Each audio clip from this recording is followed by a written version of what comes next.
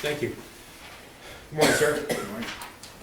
In the year of 2021, where did you work? Oxford High School. Okay. And what role did you work there? I was the Dean of Students. Could you keep your voice nice and loud? Sure. Please? I was the Dean of Students. Okay. And tell us, please, what does the Dean of Students do?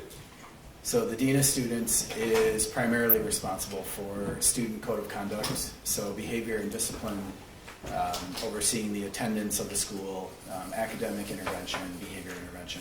Okay.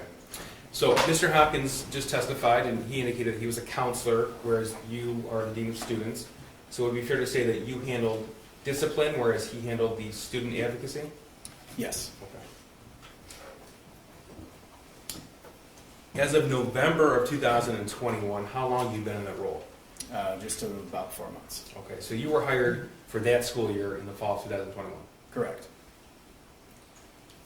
Now that's part of administration, is that correct? It's an extension of it, yes. Okay. Was James Crumbley's son a student in Oxford High School in November of 2021? Yes. Prior to November of 2021, did you have any interaction with James Crumbley's son? I did not know. I want to direct your attention to what's been admitted as People's 201. This is an email from November the 29th, 2021, 9:32 a.m. And the email reads, "Good morning. I had a student during first hour, the defendant's son, who was on his phone looking at different bullets at the end of first hour today as I was walking around the room passing out their essays. I didn't get a chance to investigate it a bit further since it was the end of the hour. Now that he's on my radar, I'm also noticing that some of his previous work that he's completed from earlier in the year leans a bit toward the violent side. I can bring down these things later today during my 5th hour prep if you would like them." So you and Miss Pamela Fine were both on that email? That is correct. Okay, and tell us, please, who's Pamela Fine? So Ms. Fine is the restorative practices coordinator and the anti-bullying coordinator for the school district. Okay, and tell us a little bit, if you know, what that role entails. Sure. So restorative care and anti-bullying across the district, she would be working with students to restore situations between two different students, a student and a teacher. It deals a lot with behavior, and so it's more of like, how do you fix or repair the situation? And so she often would collaborate with me on student discipline, and then the anti-bullying programming for the district would be like mentoring kids together to prevent bullying and to report it, when they see it, and it's more of a proactive approach. Okay. So correct me if I'm wrong, but it sounds like you, Miss Fine, and Mr. Hopkins have separate roles, but sometimes they intersect. Absolutely, yes. Okay. Now, did you have any interaction with the defendant's son on November the 29th of 2021? I did not know. Okay, and tell me what happened after this email was received by you. So it was received by me when I was in a meeting that morning. So I wasn't made aware of it until after there was a meeting that took place between Ms. Fine and Mr. Hopkins and the defendant's son. Okay, so by the time that you had read this email, that situation had already been addressed by Ms. Fine and Mr. Hopkins? That's correct. Okay. Did you have any follow-up emails, conversations, or any other interaction regarding the defendant's son or with the defendant's son on Monday, November the 29th? I did not know. I'm going to direct your attention now to Tuesday, November the 30th, 2021. This is People's Exhibit 203. This is from a teacher in the school. Email sent Tuesday, November 30th, 2021, 9:32 a.m. It's addressed to you and Mr. Hopkins. Reads, "Here's the photo I took of his paper in case you need it. Signed, Becky." And there's an attachment. Did you receive this email? Yes, I did. Okay, tell us about your interactions with either students or administrators prior to receiving this email with regards to the defendant's son. So I had received this email after I had alerted Mr. Hopkins to the worksheet because this teacher brought a photo of that to Okay, my let me back office. up just a little bit. So before this email was received by you, did you have a conversation with a teacher regarding the defendant's son? No, I did not. Okay, so tell me how it is that you became aware of this math worksheet. So the morning of November 30th, 2021, I was in my office when Miss Morgan, who is the teacher that sent this email, came down to our front office looking for anybody that she could speak with about a student that had drawn some inappropriate things on a worksheet. And you were there? I was the only one available at the time, yes. Okay, and tell me about that interaction, please. So she entered the threshold of my office door and said she was just looking for somebody to report something, and so I had waved her into my office, and she had stated that there was a student that had drawn some inappropriate things on a worksheet, and then she proceeded to turn her phone around and show me a photo of the said worksheet. Okay, so this is exhibit 130. Do you recognize this? I do, yes. And how do you recognize it? That's the photo that was on her phone. Okay. And so she turned her phone around and shows you this? Yes, that's Okay. correct. And tell me what happened next, please. So I briefly read the statements and looked for a name in the corner and noticed that it was a name of the student that had been in the meeting with Mr. Hopkins and Ms. Fine from the day before. Okay, so you looked at the worksheet. What stood out to you when you first saw it? The phrases that were written on there, Specifically, which ones? the thoughts won't stop, help me, the world is dead. Okay. What happened next? My response to her was, I need to get his counselor. And her response to me was she needed to return to class. Okay, so she went back to class, Yes. and then what did you do? I walked down to the counseling portion of our front office to alert Mr. Hopkins. Okay. And tell us about the interaction you had with Mr. Hopkins. Sure.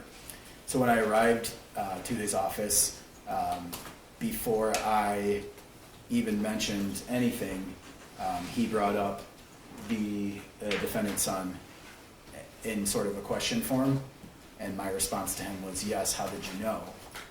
And then he proceeded to share with me that he had received an email that morning regarding that student, and thought that that's why I was there at his office. And then I had shared with him that I had just been shown a photo from Miss Morgan.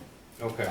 And kind of explained what I had saw on the worksheet, and he immediately stood up from his desk and said, I'll go retrieve him from class. Okay, so he received a different email the morning of November 30th than the picture Yes. that you were shown? Yes. Okay. Now, when you saw this picture, were you considering this in the realm of student discipline? Not at all, no. Okay, I so was more concerned that there was a mental health concern. Is And that so- why you decided to get his counselor involved? Yes, that's correct. Okay.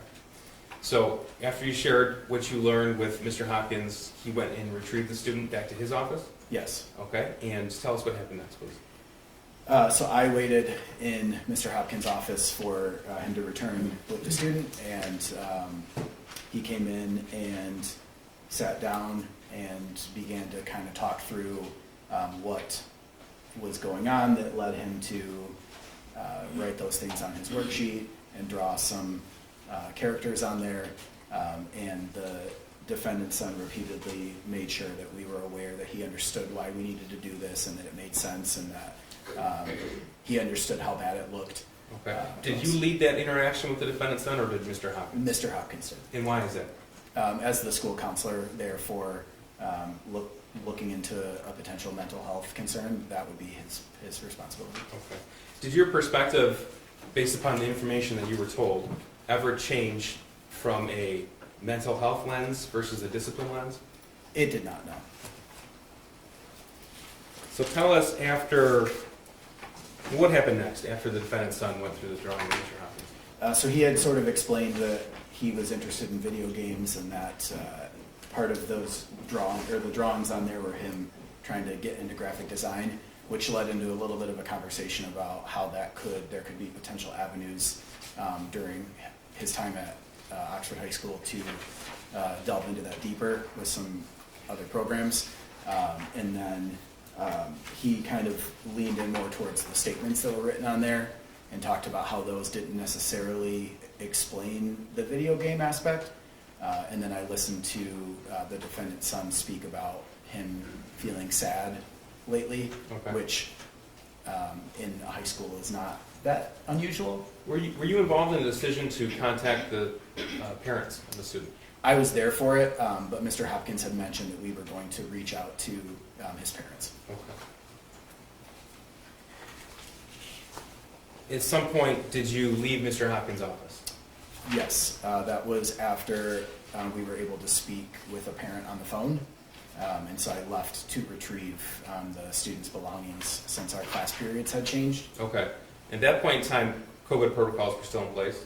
Yes, Okay. Did students carry their backpacks with them? yes, So you retrieved the defendant's son's backpack from the class that he was in and brought it to Mr. Hopkins' office? that is correct, yes. Okay. And did the defendant's son stay with Mr. Hopkins until his parents arrived? Yes. All right. Were you there in Mr. Hopkins' office the entire time, or did you come back in? No, I came back in once the parents had arrived for the meeting. Now, what was your expectation of what was to happen that day after the meeting with the parents? My understanding and expectation was that, based on the recommendation from the counselor, that the student would be leaving that day, based on prior experiences at schools where parents are called in to talk about student mental health. Typically, they leave when it's suggested that they leave. With the student? Yes. You were there for the, how long, first of all, how long did the entire meeting last between James and Jennifer Crumbley and Mr. Hopkins yourself? I was there for 10 minutes of it, and it had there had been maybe 3 or 4 minutes prior to my arrival. Okay. I'm not sure if they waited for me to start or if they had already begun, but I know that I arrived a few minutes after they did, after I was alerted that they had arrived. So were you there when Mr. Hopkins explained his concerns about the drawing? Yes. Okay. Now, he just testified, so I don't need you to go through everything he said, but do you recall if James Crumbley said anything? During the meeting? Yes. He did. He expressed concern for his son, that he knew, or he reminded his son that he could always speak to him about stuff, and that he had a journal that he could write stuff in if he was feeling frustrated or going through something. Now, as a dean of students, when are you permitted to search students' personal belongings? So when I have a reasonable suspicion that the student might have something illegal or something that's not allowed at school, and so there needs to be some sort of sign, like a report from somebody. Oftentimes kids will be seen with it, or they'll be showing whatever the things are that they've brought to school they're not supposed to. There needs to be some type of a suspicion or alert that I have that will allow me to do that. And Okay. so in this situation, there wasn't something that alerted me that indicated I needed to search. Okay, and why not? Nothing that he said, nothing that none of the behavior that he exhibited when I returned with his bag indicated that. There wasn't any suspicion that I had at the time that allowed me to believe that I needed to do that. At any point were you informed about the defendant's son's access to weapons? I was not, no. Were you given details by either James or Jennifer Crumbley about the words and drawings on this exhibit? I was not, no. Thank you. Nothing further. Thank you, Your Honor. Good morning. Good morning. Prior to becoming the Dean of Students at Oxford High School, you worked in various schools and school districts. Is that correct? Yes. For most of your career, in fact, you worked with at-risk students. Yes. Normally, that includes students with some sort of academic or behavioral problems. Yes, that is correct. In fact, your role at Oxford High School, you testified today, primarily you dealt with the code of conduct, Yes. behavioral and academic intervention, Yes. and issues with attendance. Yes. You had not had contact with Mr. Crumbley's son until November 30th of 2021. That's correct. So, as far as you know, once you became employed by Oxford High School, there were no behavioral issues with Mr. Crumbley's son? There was not. No academic issues? No attendance issues? No. You learned on November 29th of 2021 that Mr. Crumbley's son was looking at bullets on his phone in class. Yes, that is correct. But once you had been made aware of it, or once you learned of it, you learned that that had already been handled by Mr. Hopkins and Ms. Fine. Is that correct? That is correct. So you didn't do anything else with anything that day? No. Okay. I didn't need to do anything further based on the fact that Ms. Fine and Mr. Hopkins did everything that I would have done in that situation. Okay. So you didn't see any need for additional discipline or any additional intervention or anything like that, correct? That's correct. On November 30th of 2021, you were advised by one of Mr. Crumbley's son's teachers that he was writing inappropriate statements on his on a math assignment. Yes. You were quickly shown a picture of the assignment on a cell phone, if you recall. Yes. That is You correct. didn't look at it very well, correct? No. You saw that there were drawings, Yes. but you didn't see necessarily what all the drawings were. Is that fair? That's fair. Yes. You did see the words blood everywhere, Yes. but you didn't see much beyond that. That's correct. To you, the words on the page were more concerning than the drawings themselves, right? I would agree with that. Yes. And that's because sometimes kids in high school draw violent things. Absolutely. Yes. That's not abnormal. It's not abnormal. You felt that what was on the paper was not appropriate for school, is that correct? Yep. I would agree with that. But that it wasn't in and of itself concerning, Yes. and that you didn't see it as a threat to anybody. That is correct. You didn't see a correlation of violence with the drawings on the paper? I did not know. Again, Mr. Crumbley's son had no prior disciplinary history, He did not know. no prior bad behavior. He did not. He was a pretty average student. He was. Yes. He'd only missed one class that year. I can't speak to that. You said you dealt with attendance, so that's why I was asking. Yes, sure. So you're not aware of his attendance I'm not history? aware of specifically his attendance. Okay. He had none of the typical early indicators that there would be an issue of concern other than these isolated incidents from November 29th and November 30th that you were aware of. Judge, I'm just going to object to the form of the question. Typical indicators. This witness can testify regarding code of conduct and discipline, but that's it. Yeah, unless he is able to testify about what a typical indicator would be by his experience. And I can ask him that, Your Honor. Based on your experience dealing and your education and training with at-risk students and for your position as the Dean of Students, there are what you would consider early indicators of potentially concerning or threatening behavior. Is that fair? I would say that's a fair statement. Some of those include prior disciplinary history, Yes. prior bad behavior by the student, Yes. issues with grades, Yes. issues with attendance. Yes. Okay. So, knowing all of that, none of those, what I'm calling early indicators, were present other than the two incidents that you were aware of on November 29th and November 30th of 2021. As far as I was aware, yes. You sat in on the conversation between Mr. Hopkins and Mr. Crumbley's son on November 30th of 2021. Yes, I did. And that was before Mr. Crumbley and his wife got to the school. That's correct. Based on the information that you had at that time, you did not believe that Mr. Crumbley's son posed a threat to anyone. That's a fair statement, yes.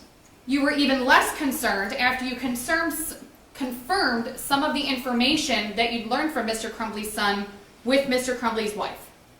Yes, after she had confirmed all the information he shared with us, my concern from a discipline standpoint was pretty much lowered all the way to none at that point. Okay.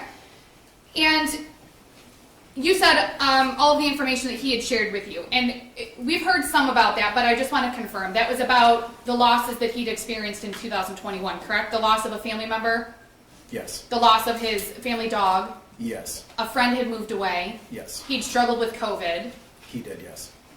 he had a hard time with virtual school. Yes. Those were the things that you confirmed with his family, with his parents. Along with his desire for graphic design and video games, and that they thought he should focus more on academics rather than that, which is what he had shared with us during the meeting. Okay. When you say he had shared with us, are you referencing a discussion or an argument he'd had with his parents the night before that related to video game design and grades, or was this something separate? Both. No, he had shared that he was interested in that and that he didn't feel his parents supported that, and that led to an argument the night before, but he didn't provide any context to that at all, and they had confirmed that, but they also didn't provide any context to that either. So there was a confirmation that the student and Mr. Crumbley's son and Mr. Crumbley and his wife had an argument with their son the night before. It sounded to you like it may have related to video game design and grades, but you didn't have any context beyond what you believed it to be about. That's correct, yes. Now, obviously, during these meetings, you expect for a student's parents to give you information about things that they are concerned about, correct?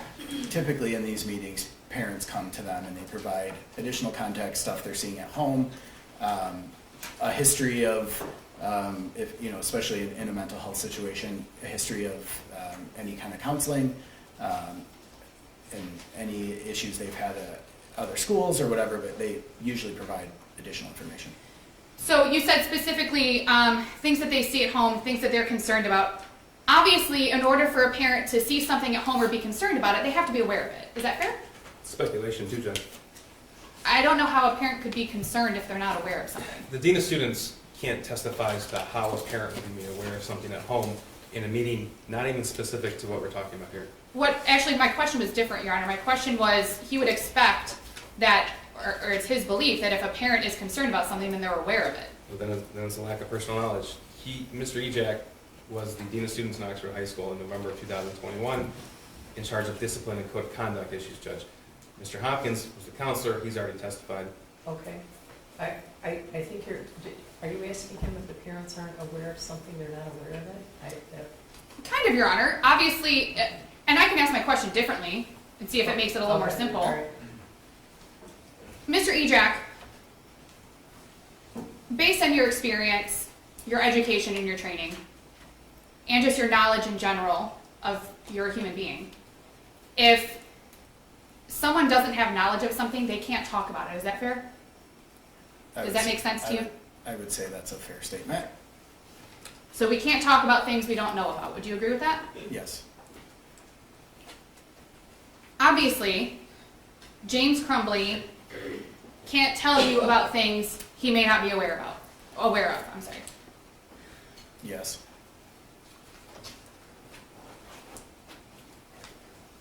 You weren't concerned on November 30th of 2021 by Mr. Crumbley's son looking at bullets or drawing guns. Is that fair? I think there was a level of concern there, which is why we called the parents in for the meeting.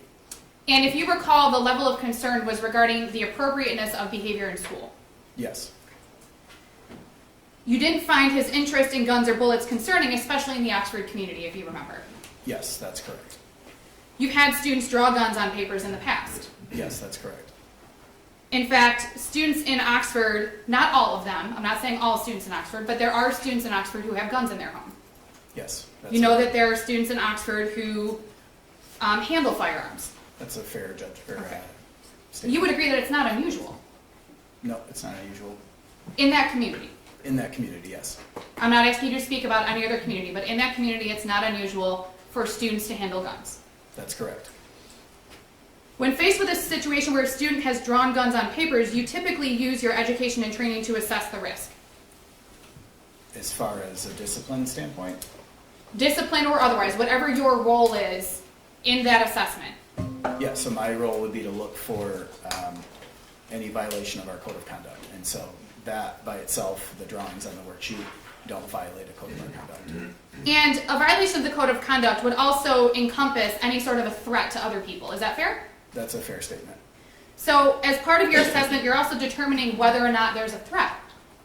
I'm determining whether or not I need to alert somebody to something that could potentially be a threat. And in this situation, you didn't make that alert. Is that fair? That is correct. There wasn't any information that led me to believe there would be a reason to alert somebody else. And part of your assessment is, again, looking at those typical early indicators that we talked about, whether there's a history of violence, correct?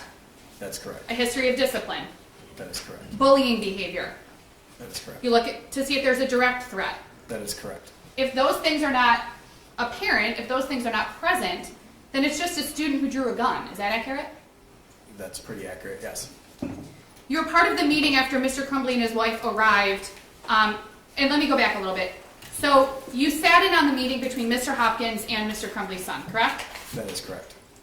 If you know, that meeting lasted approximately 90 minutes. I don't remember. Okay. You left that meeting at some point. Yes. Then you came back once Mr. Crumbley and his wife arrived. So I left the meeting to retrieve his belongings, the students' belongings, and returned back to the office and then left again until the parents arrived. Okay. You entered Mr. Hopkins' office after Mr. Crumbley and his wife arrived in Mr. Hopkins' office. That's correct.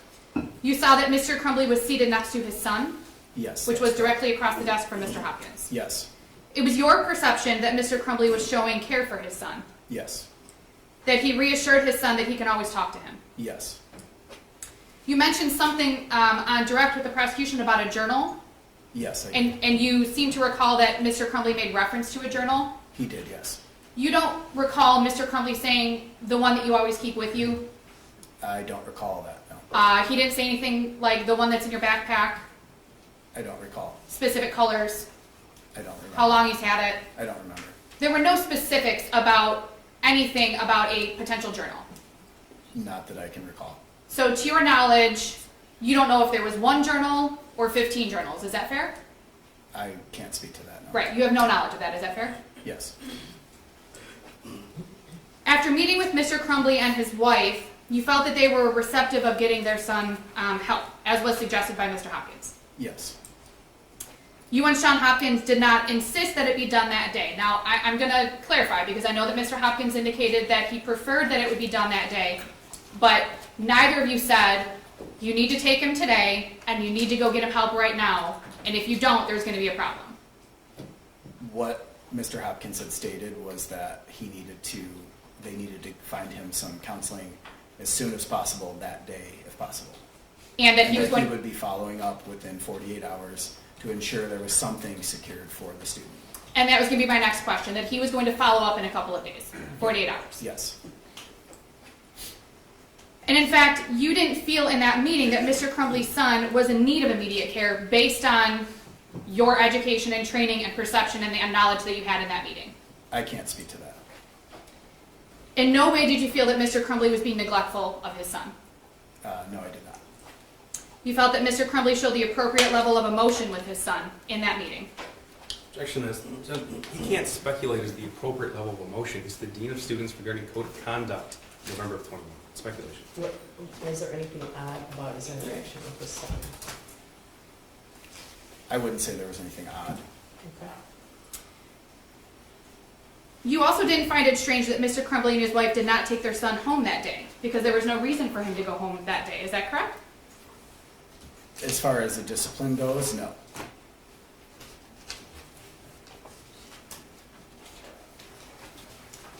During the meeting, you said that you retrieved Mr. Crumbley's son's backpack from his classroom and brought it back to Mr. Hopkins' office.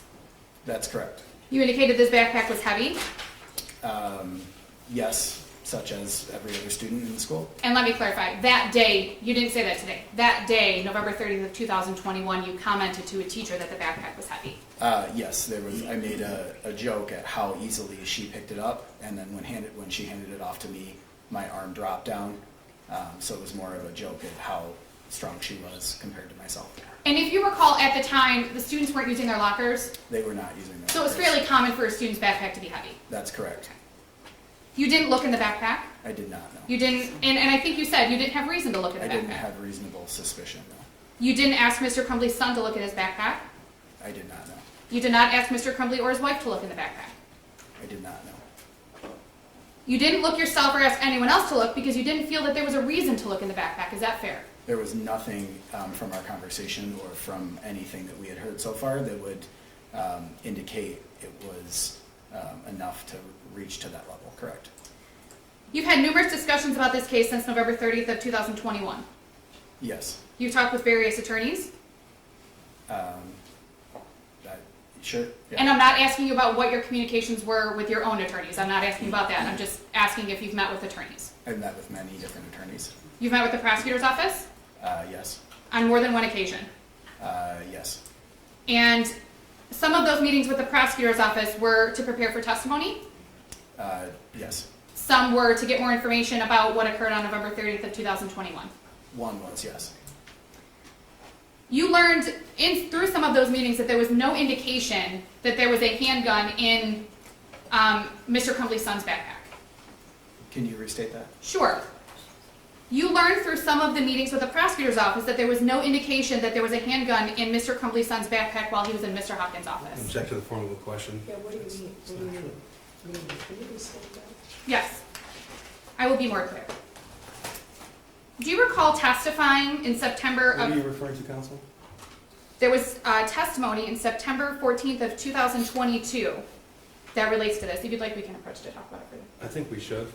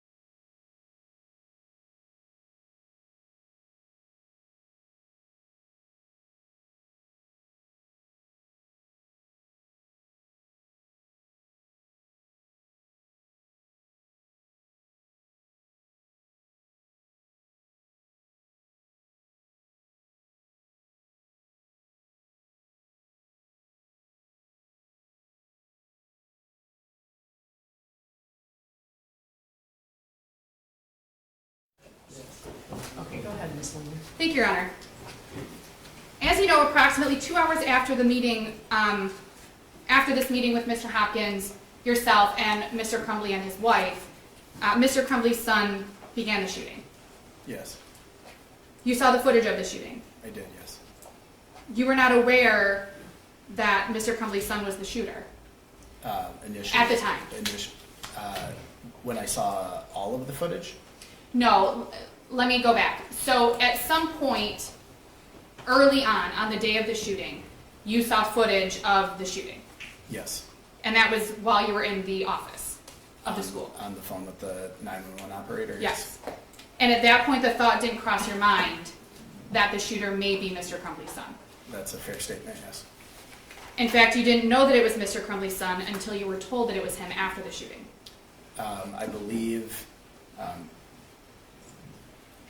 as the video footage continued to play and we were still on the phone, it wasn't confirmed, but I had a pretty good idea that that's who it was. Okay. Even looking back, after you know what Mr. Crumbley's son did 2 hours after that meeting, his behaviors did not show a pattern of what he was planning to do 2 hours later. Based on the information I knew, no. It's fair to say that you have years of experience with at-risk students. Yes, that's correct. Years of experience with behavioral, academic, attendance, issues of that nature. Yes. You have education and training about concerning things to look for in students. Yes.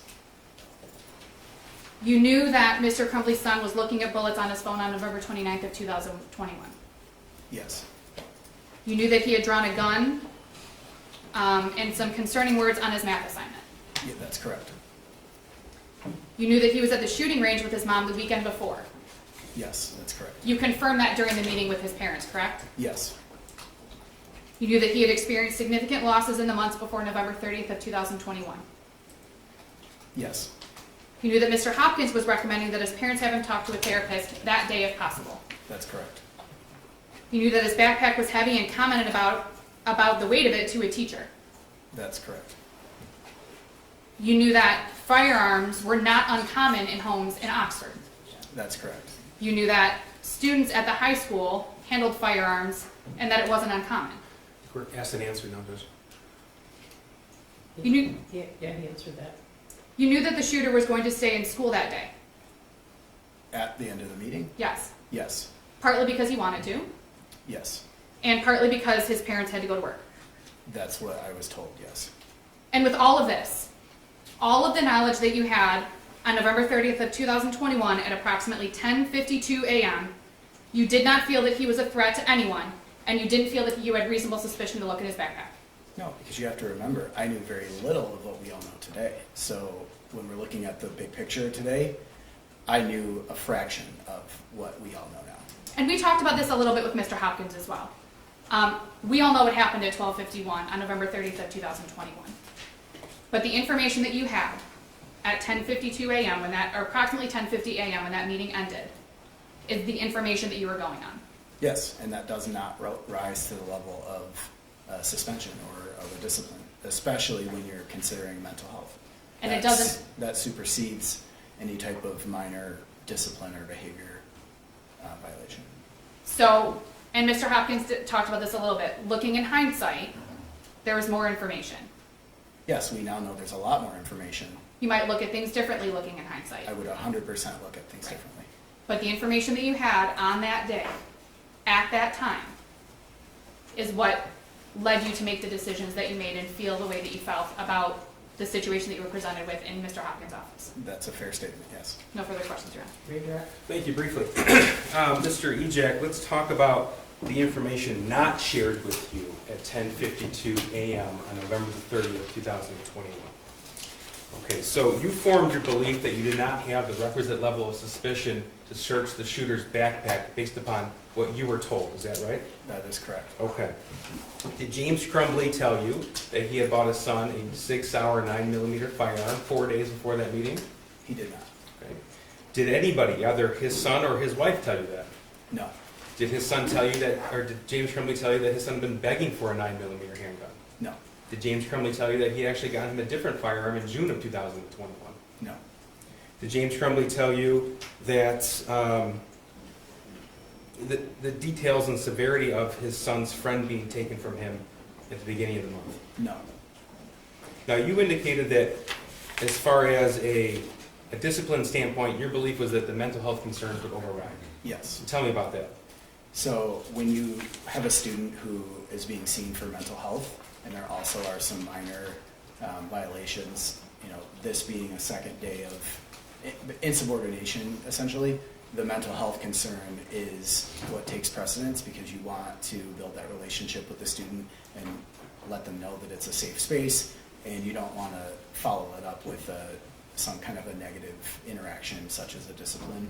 Is that one of the reasons why Mr. Hopkins led the meeting? Yes. Did your lens ever change from mental health to discipline? It never did, no. And is that based upon the information that you learned that day? Yes. Did James Crumbley ever tell you that the 6-hour 9mm handgun that he bought for his son was kept unlocked in the home? No. You were asked about certain indicators in your experience when you consider discipline. Is access to an unlocked firearm, is that an indicator? Yes. Is that something to consider, had you known that? It would be something to consider. Okay, but that information was not shared with you. No, it was not. Now, just so we're clear, sir, the information that you and Mr. Hopkins were told on November the 30th, that information wasn't shared with anybody else in administration, is that correct? That's correct. Okay.